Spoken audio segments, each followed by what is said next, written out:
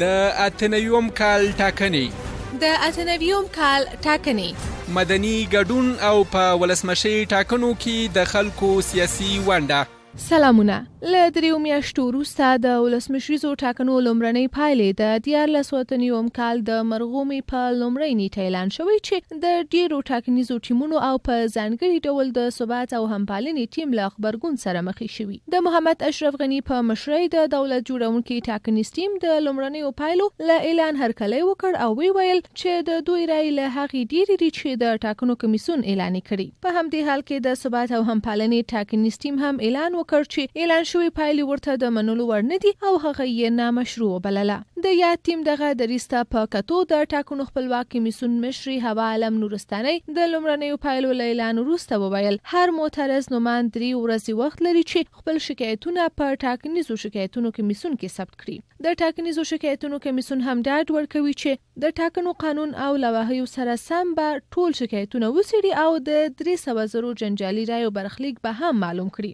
په دې ډول د ټاکنیزو شکایتونو کمیسیون به له 19 تر 19 ورځو کې د شکایتونو څېړنه کوي او وروستیو پایلو اعلان ته به زمینه برابروي. په نننۍ خپرونه کې به په دې موضوع بحث وکړو چې د ولسمشریزو ټاکنو لومړنیو پایلو اعلان په اړه د ټاکنیزو ټیمونو نظرونه څه دي. په خپرونه کې زما میلمنه د سولې او اسلامي عدالت ټاکنیز ټیم ویاند ښاغلی فضل غنی حقمل، د امنیت او عدالت ټیم ویاند ښاغلی مطیع الله ابراهیمزی او مدني فعاله ښاغلی منیلا پایختي. خپل بحث به له ښاغلی ابراهیمزی سره پیلوم. ښاغلی ابراهیمزی، د لومړنیو پایلو په اړه د امنیت او عدالت ټاکنیز ټیم نظر څه دی؟ بسم الله الرحمن الرحیم. سلامونه او نیکی هیلې تاسو درنو اوریدونکو ته او په بحث کې را سره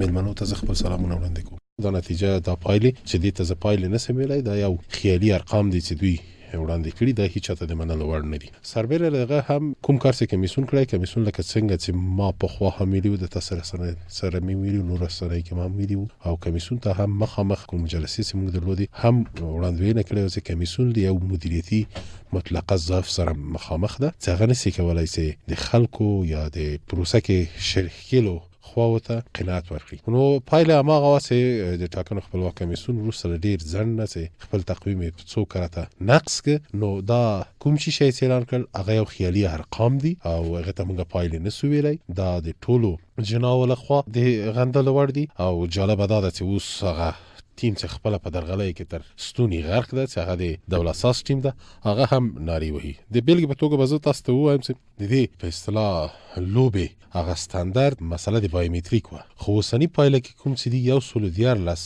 د سمحلونه چې حتی د درملوک په سرور کې هم نسته، یعنی د درملوک په سقف نه پورته دي چې مجموعاً 20,000 نه پورته رای دي چې په دې 20,000 رای کې 40,000 د دولت ساز د ټیم دي. یو شی خو به زه دا ووایم چې بعضې دوستان وایي دا ټاکنې دوام پړاو ته ځي. نه، زه په ډېر اصغر د ښکاره ویلی سم لکه مونږ د امنیت او عدالت ټیم چې په 4مه ورځ ټاکنې ویلي دا ټاکنې دوام پړاو ته تللي نور او راغلو چې مسله د جایګاه ده او هغه جزایي برخه چې د مونږ هم د خپل شکایتونه په دریو برخو ویشلي، تخطیان دي، تخلفونه دي او انتخاباتي جرایم دي چې د مونږ ډیر تاکید په انتخاباتي جرایم باندې ده. انتخاباتي جرایم په دې معنی چې د پروسې په لړ کې بعضی غیر قانوني کړنې تر سره شوي چې هغه د دې لامل ګرځي چې هغه چا چې دا کړنې کړي د هر ټیم پورې څرګندوي، هغه د سولې او اعتدال د سولې او عدالت د ټیم پورې ولري، امنیت او عدالت پورې ولري، ثبات او همپالنې پورې ولري. هغه باید د قانون د مطابق مجازات او لست نه حذف شي چې هغه هم مرغ غوندې روښانه ده. دا کار چا کړی؟ تاسو ولیدلی چې د 426 ماده د قانون د جزا وایي چې څوک کدي ټاکنو په لړ کې په سافټویر یا هارډویر یا نرم افزار او سخت افزار په کمپیوټرو کې لاسوهنه کوي یا مداخله کوي هغه له 3 کلونه حد اقل اوسط حبس 3 کاله ده. نو تاسو ولیدل چې د دولت ساز د ټیم یو غړي ښاغلی سلطان زوی په کراغ خپل اقرار وکړ په یو رسنۍ سره چې موږ په ډي ډي وایسو کې بعضی علي نسب کړی وي چې موږ ته راپور راکو. دا خبره دغه مسؤلیت له بین وړي او دا جرم ده او دا جرم شخصي نسی ګڼل کېدای. دا په یو ټیم پورې اړه لري. کله چې زه د ټاکنو په لړ کې جرم تر سره کوم هغه د ټاکنو پر رابطه په ټاکنو کې ګوتې وهم دا په دې معنی چې د ما ټیم هم لغنه برخمن ګمان ده او د ما ټیم هم په دې جرم کې ما سره شریک ده او د افغانستان د نافذه قوانینو په اساس باندې زه باید مجازات. بل خبره ډیره مهمه څه ده چې مونږ وایي دا یو سیستماتیک درغلي و هغه دا ده چې تاسو ولې چې عبدالله محب د ملل متحد په ناسته کې ویل چې 3 میلیونه رای کار شوی سي کمیسیون ویل 2.8 کار شوی سلطان زوی ویل چې د مونږه په اصطلاح نظارت کې 2.2 کار شوی درملوک ویل چې 1.1 ودی صحیح بیا پاس ویل چې 1.1 څو دی نه دی 1.15 باندې د ثبات همپالنې ټیم هم تقریبا فکر کوي چې متفقین علیه ټول سره موافق دي. په دې اخره کې چې د مونږ وړاندوین هم دا چې 1.15 نه راخته دي د آلمانانو د راپور په اساس باندې یو ارقام وړاندې سول 1.2 تاسو دغه وسوزره چې خپل کمیسیون ویل چې مونږ باطل کړی تاسو لدی ارقام نه یو لبل نه سره منفي کوي اخر هم د 1.2 تر رسیدي دا په دې معنی ده چې د درغلګر بابا تقریبا 1 میلیون رای په خپل ذهن کې 1 میلیون نه پاس درغلې ته په اصطلاح لار وره کړی و چې وسوزره ونسوي کولای شي سیستم ته داخلي کوم طبقه ټول په سیستم کې دي د بیلګې په توګه کته سره 2.8 نه وسوزره منفي کوي تاسو راځي 1.9 هته کته سره 2.2 نه وسوزره منفي کوي تاسو اتوماتیک راځي 1.5 ته کته سره 1.9 نه وسوزره منفي کوي اتوماتیک تاسو راځي 1.2 ته د تصادفي نسی کېدلای دا به تصادفي چې کمشنران وو دا به تصادفي چې انتخابات په ومه میاستو خدا وسوزره دا تصادفي نسی کېدای زی په فلسفي بحث نظم د تخنیکی لاړخنه کمیسیون د دې جواب تر دغه وسه پورې نه درکړی او حتی کمیسیون د دې وړتیا هم نه درلوده چې خپل ټریکینګ سیستم یا کوم په اسناد چې دوی فالو کوي یا نظم کې راولي هغه هم تر اوسه پورې موږ ته جواب نه درکړی. نو په دې اساس باندې دغه پایلې کوم سي دي دا ارقام دي دا پایلې د تنسو ویلای دا ل 1.4 ماده نه نیول تر 1.8 ماده پورې دا خلاف د قانون ده تاسو ولې چې د کمیسیون یو غړي هم په دې رابطه غاک پورته نو د مال نظر دغه پروسه اوس له تخنیکی حقوقي اړخنه ذاتی وتل ده او سیاسي پلوته تللی. خاغل ابراهیم زئی تاسو د ټاکنیزو شکایتونو کمیسیون کې کوم شکایت ثبت کړي او که تاسو شکایت ثبت کړي نو د شکایتو څېړنې په برخه کې د ټاکنیزو شکایتونو له کمیسیون څخه څه تمه لري؟ دقیقاً موږ خپل شکایتونه ثبت کړي او د شکایتو له کمیسیون نه غوښتنه ده چې قانون مطابق د موږ شکایتونه وڅېړي هغه شکایتونه چې موږ په جرایم انتخاباتي کې ثبت کړي تاسو به مطمئنه اوسئ چې دا معادله ته تغییر ورکړي ټاکنې دوام پړاو دي خو دا معادله به چې کوم نوماندانه تل اول نه تر څلورمه پورې دغه څلورو نوماندانو د کوم ترمنځ پورې شي دا به وخت هغه کا مثلا د بعض نوماندانو رائے ورکړه د مونږه رائے له 10000 نه زیات رائے مونږ ته کم محاسبه شوی نو د سنومان څخه دغه رائے درې نیم لکه نه د خونه رائے نه لکه ورته خودل کیږي بل نومان هم متاسفانه غره ورته خودل شوی په اندازه رائے نه لري دا په دې معنی ده چې دوی اتا په سقف کې څه غوتی وهلي په اصطلاح په نتیجه کې هم په ارقامو کې هم دوی مداخله کړي چې دا د منلو وړ نه ده او د شکایتو کمیسیون نه د ما خاصه غوښتنه ده د مونږ ټیم په دې خاطر چې دغه بے باورۍ ته د پای ټکی کېږي او حد اقل نیمه باور بیرته پروسې ته راوګرځي دغه یو سولډیار لاس مرکز محله چې ما تاسو ته ویل سم دا اوس مرغوند روخانه د کمیسیون په ویب سټ کې او د درملوک د ویب سټ سره تاسو کې اوس د اول اعلان وکړه دغه یو سولډیار لاس محله په اوله پیش لري چې دوی جزئیاتو ته لارسي یو سولو 2000 رای چې خارج له وخت نه دی هغه زمن حیث دی متخصص د ټکنالوژي ز ثابتو ما چې دوی استدلال کوي هغه استدلال د ماشومان هم نه ده دغه کدوی چیرې باطل کا او بیا مونږ په یو لاس ورځو کې 15 په مطابقي کې دې ته ورسېږي زدا چا پورې اړه درلوده هغه جزایي اړخ پورې هغه کمشنر صاحبان چې په اصطلاح د دوی اصطلاح بزو کوم چې لخلینې د شودو بوی راځي یا په اصطلاح زیر سندي دغه په حق له مونږ سره ولې ته هم عریضه ورکړي کمیسیون د شکایت د کې اقدام وکړه زه فکر کوم چې پروسې ته به یو نسبی باور راوګرځي او دا پروسه به تقریبا نیمه نورمال حالت ته راسي په دغه حال کې چې موږ تاسو خبرې کوو دا پروسه نورمال حالت نه وتلې ده د حقوقي او تخنیکی حالت نه وتلې دا پایله به هیڅ ته د مننه ورني مننه خاغلی حقمل د لومړنیو پایلو اعلان په اړه تاسو د ریسیدي او کچيري ټاکنې دویم پړاو تلل شي آیا تاسو د دې پړاو نه هرکلی کوي بسم الله الرحمن الرحیم تاسو ته او د بحث ګډون کوونکو ته همدارنګه د تاسو د رادیو قدرمن اوریدونکو ته سلامونه او احترامات وړاندې کوم مونږ له پخوانه ویل چې د انتخابات ګټون کین لري او د انتخابات دویم پړاو ته ځي او اوس دا ښکاری چې د انتخابات دویم پړاو ته روان دي ځکه د کومه نتیجه چې دوی اعلان کړي دا نتیجه یو خیالي نتیجه ده له تقلب نه ډکه نتیجه ده او د اصلا د نتیجې نوم نشو ورکولای دا د کمیسیون د زینو کمشنرانو او دولت ساز ټیم ترمنځ د تفاهم نتیجه ده چې اعلان شوی ده او دا د فشار او زور په اساس کمیسیون بل لار نه درلوده پرته لدې چې دغه ډول نتیجه اعلان کړي ځکه غوي تر شدید فشار لاندې وو تر تهدید لاندې وو ګواښ لاندې وو حتی تطمیع شوی دي نو هغه ته بل لار پاتې نه و چې دغه ډول نتیجه اعلان کړي. ځکه یعنی تاسو دا وایي چې د ټاکنو کمیسیون په خپلواک ډول خپل کار نه د تر سره کړی. موږ وایو چې اصلا د خپلواک اصطلاح باید د کمیسیون نور حسب شي، ځکه کمیسیون خپلواکي ونه شو ساتلی. تاسو ولیدل چې د انتخاباتو د نتایجو په دوران کې بهرانيان هم د کمیسیون ته تلل آزادانه تګ راتګ کو، بهراني ډیپلوماټان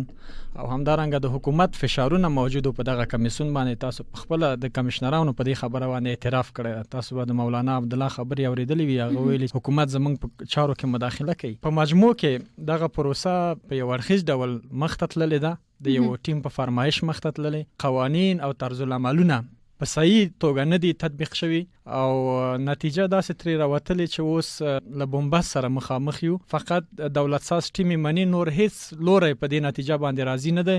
حتی فیفا او ټیفا هم په دې اړه نیوکې لري، اعتراضونه لري او ملاحظات لري د پروسې په اړه. او کاندیدان خو په هیڅ صورت قانع نه دي او راضي هم نه دي، ځکه مخکې له دې نه چې نتیجه اعلان شوی وي باید څو کارونه تر سره شوي وو. اول دا چې د 300,000 رایو برخلیک چې جعلي رای دي، ناقانونه رای دي، دا باید سیستم ته نه وای داخله شوی، او که داخله شوی دي باید بیرته له سیستم نه وتلی وای. دا یو. دویم،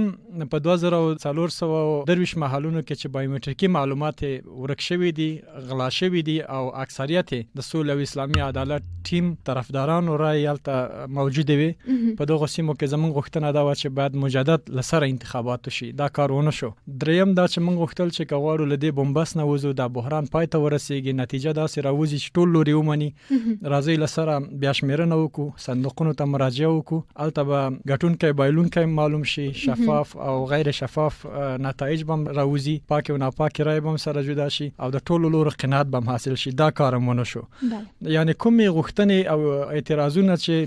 مونږ درلودل او اکثریت کاندیدانو درلودل، هغه ته هیڅ اطمینان نه شوی. فقط دا نتیجه د یو ټیم په فرمایش باندې اعلان شوی ده او بیخي تقلبي او خیالي نتیجه ده. هیڅ سره دې ته توجیه نشي پیدا کولای چې یو خاص ټیم د دې انتخاباتو ګټونکی وي. که ګټونکی می هغه بر تقلب په اساس باندې ګټونکی وي، د پاک رای په اساس هیڅ کله مونږ په دې مطمئن یو چې دوی د پاک رای نه دی وړي او نه د انتخاباتو ګټونکي. ډیر ښه. په ټاکنیزو شکایتونو کمیسیون کې ستاسو د دلیل لوري څومره شکایتونه ثبت شوي؟ تر اوسه پورې مونږ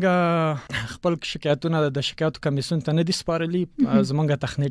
تخنیکی ټیم په دې باندې کار کوي. ولې ویل شم چې د 4000 مورد شاوخوا شکایتونه مونږ راټول کړي دي، مستند کړي دي او هغه بنن د شکایت خپلواک کمیسیون ته وسپارو. مننه. اغلی پایخت د دې ټولو ستونزو په کتو سره تل د کمیسیون په خپلواکۍ ټینګار شوی. په داسې حال کې چې ټاکنیزو ټیمونو پر کمیسیون کې بیلابیل تورونه ولګول او ځینې ټاکنیزو ټیمونو لومړنۍ پایلې هم ونه منلې، تاسو د یوې مدني فعال په توګه د کمیسیون کړنې څنګه ارزوي؟ ډیره زیاته مننه کوم په سر کې هم درنو مېلمنو ته او تاسو د محترم رادیو ټولو قدرمنو اوریدونکو ته خپل سلامونه او نیکی هیله وړاندې کوم. څنګه چې زموږ محترم مېلمنو بس په دې اړه زموږ سره شریک کړو، زه د یو مدني فعال په توګه خپل بی‌طرفي په پام کې نیولو سره یوازې غواړم خپل نظر په دې اړه داسې څرګند کړم چې زموږ خلک د افغان ملت هیڅ کله نه غواړي چې هغه کومه ترخه تجربه چې په 2014 کال کې درلودله هغه سره یو ځل بیا مخ شي. نو څنګه چې زموږ د ټاکنو کمیسیون نتایج اعلان کړل او دغه نه وروسته کوم ټیمونه چې غوښتل خپل شکایتونه ثبت کړي هغه ته په لغه قانوني وخت ورته وټاکلو چې یعنی د 3 ورځو په جریان کې باید هغه خپل ټول شکایتونه د شکایتو کمیسیون ته وړاندې کړي. نو زما نظر دا دی چې په دې اساس شرایط کې چې اوس مهال مونږ هغه سره مخ شوی یو چې یو خانه مونږ د سولې پروسه روانه ده چې یعنی ډیره زیاته مهمه او اساسي پروسه ده او لبل خو هم زمونږ ټاکنو بهیر ده. نو زما شخصي نظر یعنی د یو فعال مدني فعال په توګه زما نظر به دا وی چې ک مونږ خپل وحدت حفظ کړو او دا پایلې ومني یعنی زمونږ کوم مخالف ټیمونه چې دي نو دا به د خلکو د برخلیک لپاره ډیر زیات ډیر ښه. نو د هغه 300,000 رای په اړه تاسو نظر څه دی چې لای هم برخلیک نه دی معلوم؟ څنګه چې ټاکنو د رایو شمیرنې په جریان کې هم شکایتونه ثبت شوي ول او زموږ ډیرو مخالفو ټیمونو یا په مجموع کې ډیرو ټیمونو د دې 300,000 رای په اړه خپل شکایتونه یا نظرونه څرګند کړل چې یعنی دا رای بایومټریک نه دي او موږ ته هیڅ د منلو وړ هم نه دي. نو کمیسیون هم دغه هغه شکایتونو او نظرونو ته په پام کې نیولو سره ټول ټیمونو ته دا اعلان وکړ چې دا کومه رای چې بایومټریک شوی نه دی هغه په دې پایلو کې هیڅ نه شاملوي او په بشپړه توګه به د سیستم څخه لري کوي. نو مننه اغلی پایښت. اغلی ابراهیم زئی کچېری ټاکنې دویم پړاو ته لاړ نشي نو 1 میلیون افغانۍ چې تاسو د ټاکنیزو مبارزو لپاره په ضمانت ډول دولت ته تسلیم کړی وو هغه پیسې بیرته تاسو ته نه درکول کیږي او پیسې به د دولت خزانه ته وسپارل شي. د دې په اړه تاسو نظر څه دی؟ د پیسو په اړه قانون واضح ده او دا یو خبر به زه تاسو اصلاح کوم. زه په سرات سره ویل سم چې ټاکنې دوام پړاو ته تللی دا مو وایي چې کلاړې نسی دا په دې معنی چې نه دي تللی خو زه په سرات سره ویل سم چې ټاکنې دوام پړاو ته تللی. یو مسله هغه له پایغه او د درې خبرې وکړي چې باید د پایلې ومنل شي او 2014 یعنی موږ مصلحت ګرای ته نه راغلي موږ ټاکنې کړي او د ټاکنو د سلامت په خاطر د موږ د وحدت د ټینګښت په خاطر همدغه د چې موږ باید قانون پلی کدا قانون پلی نسی نو موږ بیا 2014 نه هم خطرناک پایله ته زو شاید خلل پایغ دی مدني فعال په صفات یا هم شاید کوم ګرایش هم ولري خبره د معلومیږي چې ډیر شاید به طرف همونه وسیږي. په هر صورت خدای وځوانه د زده ته د وړاندیز کوم چې باید قانون سره وګرځو او هغه حکیمانه نصیحتونه چې څوک دی ومني څوک دی ونه مني راځي چې ټول قانون ومنو او راغلو دغه کوم حاکم ټیم چې 15 کاله یا زغته سرطانی غنی دانه وایم که چیرې دا پاتې کیږي په دې واک کې مونږ بلدینا نور مو شرمای دا دونه به شرم ټیم د څه دی پومپیو له خبرونه چې غلطه ترجمه کړي تر پرونه پورې دی نریندرا مودي ټویټ هم دوی غلط ترجمه کړي او اذهانامه مختل مخشوش کا نو په دې حساس باندې زه وایم چې دغه قانون باید پلی شي. زه خپل رهبر ته په دې اندازه احترام لرم خغل نبیل ته چې زه سر په ورکوم خو کچيري د ما رهبر درغلي کړي قانون نه منلای دا باید سرانوالي ته معرفي شي چې زه یو ځای سره لارسم او غیر دینه هغه د پاسپورت په اصطلاح کسان سره غلي چې نه دلته ریشه لري یو دای دی او پټکای دی او خزم د بلجی د تیاره کې شاید سره بیلم سي هغه کس راځي د وطن بحران ته به هغه ته مونږ به اجازه نه ورکو. مونږ وایي چې ټاکنه پایلې هر چا څه کړي اول خدای دونه شرمنده ټاکنې دي چې کاچي او سړی نه هلاکت تاسو وګورئ فرض کوو چې په دې کې څلور 15 لکه دروغ راي دي د نمائندان راي غلا کړي 3 لکه وای راي دي ارقام پورته خو دي خو دی نه هیڅ قدر ته د نفوس نه لري په 15 میلیون نفوس باندې د څنګه حاکمیت کوي. نو په دې اساس باندې د ما نظر دا ده چې مونږ وګرځو قانون ته که قانون دوام پړاو پیش بینی کړو د هر چا ترمنځ چې دا قانون جزایی برخه تخطی برخه دا باید پالیسی ممکن کدا قانون 50% هم پالیسی قانون دې پاده نه ده چې ډیکور لپاره دی یا شعر د کتاب کې ولیکل شي قانون دې پلی کېدو په خاطر ده. زه تاسو ته پس غیر د ویلای سم چې کچېره قانون پالیسی ټاکنه به دوام پړاو تلل شي ممکن د دویم ټیم او د دریم ټیم ترمنځ په دغه مزخرفه پایلو کې یا ممکن د دریم او د څلورم ټیم ترمنځ یا ممکن د دوم او څلورم ټیم ترمنځ ان دغه څوک چې په اول ټیم کې دا بز ډیر په صراحت سره وایم چې قانون 50% هم پلایسي دا ذاتی ټاکنو له دور نه وتلای ټیم ده دا د لطفا ذاتی خپل بایکونه تیار کا نو یو نویم کوډ طلاق خپل بایکونه تیار کا افغانستان د ذاتی د ترکیدو په وخت کې پریدي مزر ته هم چې دا د ډیپلوماسي له لحاظه وطن شرمول دي. تاسو هغه سړی د ما تاریخ وګوره د هند تاریخ وګوره تاسو زید او صدر اعظم خبرې ټویټ غلط ترجمه کوي په دې خاطر چې تاسو بریالي سي تاسو د افغانستان خلکو ته ځان بریالي کوي کې د هندستان خلکو ته ځان بریالي کوي. نو خغل ابراهیم زئی تاسو په نظر د ټاکنو دویم پړاو ل روان بحران څخه د وټلو لار به وي د قانون پلي کېدل ل روان بحران نه وټلو لار ده. یو دوامه مسله جالب ده چې کوم دوام پړاو ته ځو چې تللیو دوام پړاو په دې زمي کې ناممکن ده او نور ذاتی خلک دغه سرطانی دانه نسیز غملای موږ دوام پړاو ته تللیو ان مزدما غختل له ټولو ټیمونو د خاغلای حکمل بم ما سره موافقي چې بعضی ټیمو په دې باندې خبر کړي ان بي پلان ته هم هغه کسان چې په دې افغانستان زړه خوږي د دې افغانستان دي هغه په اصطلاح د موږ تاسو وطني اصطلاح په دسترخوان شوروا خوړلې کورته خوړلې همبرګر نه د خوړلای هغه بي پلان ته هم آماده دي او دا چې همبرګر ولادي دا بل خیر سره په سپیشل تیاری کې له خیر سره له افغانستان ازي او دوی زتی ختم دي. مننه خغلی حکمل اوس چې تاسو هم لمړنۍ پایلې نه منئ نو پرته لدی چې باید ټاکنې دویم پړاو ته لاړ شي ل روانو ستونزو څخه د وټلو لپاره کومي حل لري تاسو ورخی مونږ ته؟ زه مخکې لدینه چې تاسو پوښتنې تراشم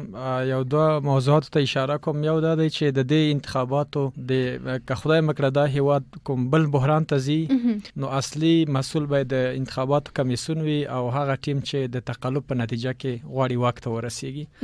ځکه موږ غوښتل چې دا پروسه په شفافیت تر سره شي. زموږ شعار شفافیت له شروع نه تر اوسه پورې. په داسې حال کې چې موږ ته ډېر وړاندیزونه شوي دي د دواړو ټیمونو له خوا چې تاسو موږ سره په حکومت کې شریک شئ. موږ به تاسو ته ونډه درکو، هم مخکې له انتخاباتو نه مثلا هم یو وروسته له موږ ته وایي انتخاباتو څرنګه وړاندیزونه مشخص موږ ته فیصدي وړاندې شوی دی چې تاسو ته په حکومت کې دومره ونډه درکو، تاسو په انتخاباتو کې ګډون مه کوئ.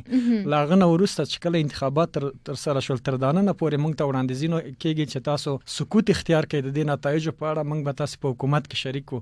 ولې موږ ورته وایو چې نه، موږ د واک لپاره مبارزه نه کوو چې موږ یو مشارکتي حکومت رامنځته کوو یا سهامي شرکت جوړ کوو. موږ وایو چې راځي دغه پروسه باید کامیاب کړو، عدالت پکې تامین شي، شفافیت پکې رامنځته شي. که هر څوک د دې پروسې په نتیجه کې واک ته ورسي د موږ حمایت کوو. ولې شفاف او عادلانه انتخابات غواړو، سرتاسري غواړو او په اصولو برابر انتخابات غواړو. متاسفانه چې داسې ونه شول. نو اوس چې دوی په خپل قصدن غواړي چې د ملک یو بل بحران ته بوزي، دغه مسولیت به د همدغو دواړو ډلو په غاړه وي. نو اوس که غواړو چې له دغه حالت نه وځو، موږ دوه وړاندیزونه لرو. یو دا دی چې عمومي بیا شمیرنه تر سره شي، کمیسیون د په خپل پریکړه لسره غور وکړي، د پریکړه عادلانه نه ده او په دې کې